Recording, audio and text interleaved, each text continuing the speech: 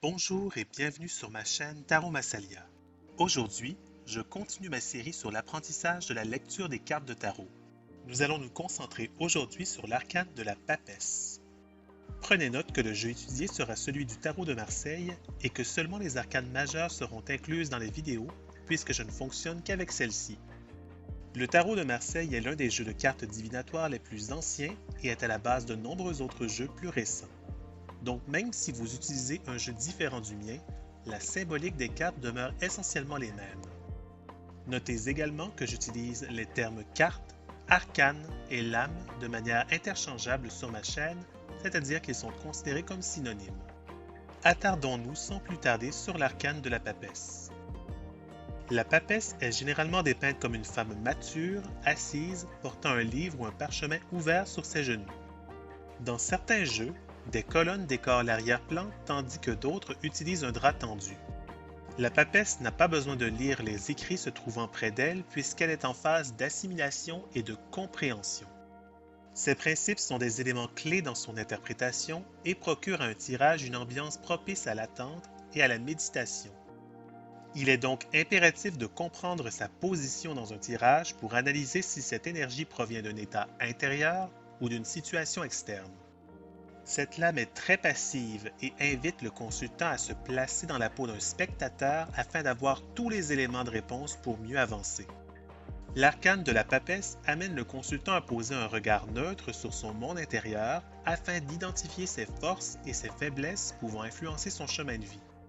Elle invite à user d'intuition et de sagesse lors de prise de décision et à utiliser sa propre boussole en cas de doute. Les mots-clés généraux de cet arcane sont attente, assimilation, contemplation et méditation. Pour la papesse en situation positive dans un tirage, elle se traduit par une période de réflexion et de passivité extérieure pour mieux comprendre son mécanisme intérieur et développer son intuition par l'écoute du ressenti. Ces mots-clés positifs sont intuition, réflexion, profondeur et compréhension. Lorsque la papesse est en situation négative dans un tirage, elle signifiera une situation ou une personne difficile à cerner, émotive et cachottière. Le déroulement des événements n'est pas visible et peut porter à confusion d'un point de vue extérieur.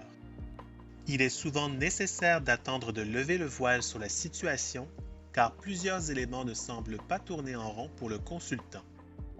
Parfois, la personne consultée ressent un mauvais présage ou a des craintes quant à la réalisation d'un projet et n'ose pas procéder par peur de représailles.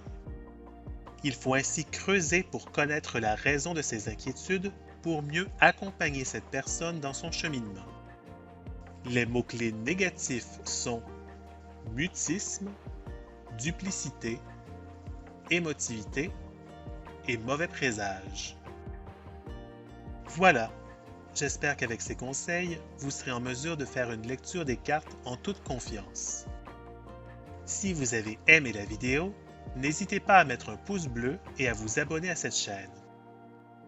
Pour toute demande de rendez-vous pour une consultation d'1 heure, veuillez m'envoyer un message au info@massaliatarot.com. Sur ce, je vous dis à la prochaine pour une nouvelle vidéo.